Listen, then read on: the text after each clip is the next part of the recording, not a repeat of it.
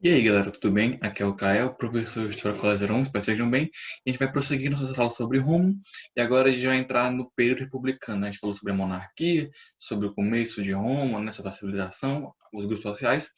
E a gente vai prosseguir falando do período da República Romana, né? Período de muitas mudanças, de tensões, expansionismo romano. E é isso, espero que estejam bem, espero que vocês estejam estudando. E vamos começar? Deixa eu compartilhar aqui a tela. Bom, é, como a gente viu, né, na última aula, como a gente terminou, é, o último dos reis etruscos, o Tarquínio, ele entrou em conflito com o Senado, ele queria mais poder do que o Senado, e nessa disputa política o Senado levou a melhor, assassinou ele e tomou o poder, tomou o poder, né, em Roma.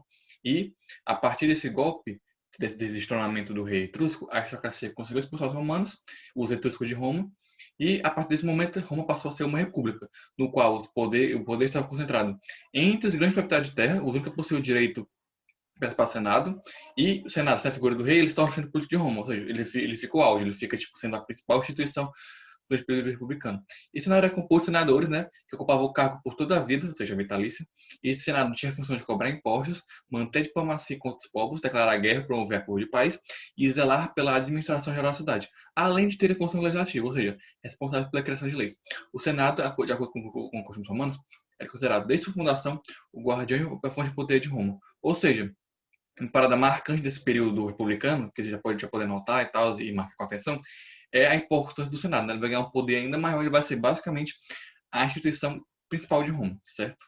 Outra instituição existente era a Assembleia ou Comício, que se dividia em Curiata, que tinha a responsabilidade de cuidar das assuntos religiosos, a das tribos, com de nomear os questores e edis, que eu vou falar quem eram, basicamente, daqui a pouco, e a Centuriata, formada por militares com função de votar as leis e eleger os demais magistrados, certo?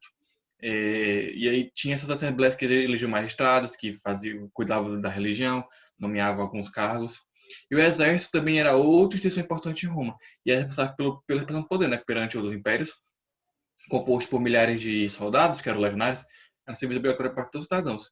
E ele era comandado pelos centuriões, chefiados pelos cônsules, certo?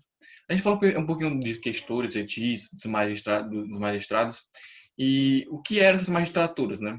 O que eram? Como se caracterizavam? Bom, elas eram justamente cargos com funções executivas.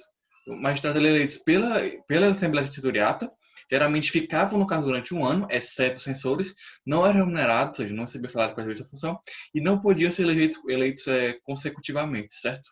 Então, essa magistratura eram os cargos ocupados, os cargos públicos, né, basicamente, que tinham essas funções executivas. E as principais magistraturas eram os seguintes, certo? Elas eram os cônsules, os pretores, edis, censores, questores e o ditador, beleza? E cada um deles ele tinha funções. Os cônsules tinham dois. A função deles era convocar o Senado, comandar o exército e reger cultos públicos, certo? Os cônsules eram basicamente, como não tinha um rei, eles eram a parada que mais se aproximava disso, assim, tipo, da figura do rei, de uma figura única e executiva, né, de mandar nas coisas e tal. Só que, como eu falei, o Senado tinha muito poder. E ele era a principal instituição em Roma, certo? Os pretores, eles eram juízes, além de auxiliares dos cônsules na administração do Estado, beleza? Os edis, eram quatro funcionários públicos que organizavam festas e públicas religiosas, além de serviços públicos, como abastecimento e limpeza da cidade. E também era responsável por policiar e manter os edifícios de Roma. Os censores, eles a cada 5 anos tinham a função de recensear a população, ou seja, contar a população, né? Que era categorizada de acordo com as suas posses. Também era responsável por manter a boa conduta dos cidadãos, garantindo a moralidade e os bons costumes de Roma. Os questores, nomeados pela Assembleia das Tribos, ficavam encarregados da cobrança de impostos e da administração do tesouro público. E o ditador era requisitado somente em situações drásticas, de crise ou de guerra. E ele era eleito por senadores por mais 6 meses e tinha poderes irrestritos, podendo ser renovado por mais 6 meses. Então, a palavra de ditador vem justamente daí, né? Desse mandato de 6 meses que o ditador tinha poderes para fazer as coisas, né? Tipo, para ir por cima do Senado e tal, para... Quer dizer, não era nem ir por cima do Senado, mas autorizado pelo Senado, ele tinha poderes restritos para comandar o país, ou comandar Roma durante crise, durante uma guerra, beleza? Então, era essa algumas das divisões das magistraturas, né? De quem comandava o poder é, em Roma naquele período, certo?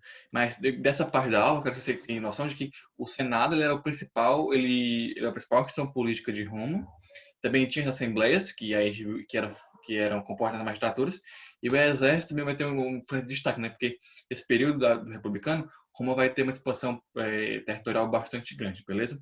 E na aula que vem a gente vai ver um pouquinho das tensões existentes entre patrias e plebeus. A gente falou na aula anterior a essa sobre as classes e tal. Essas classes vão ter algumas tensões muito fortes, e isso vai definir várias políticas em Roma, beleza? Até lá!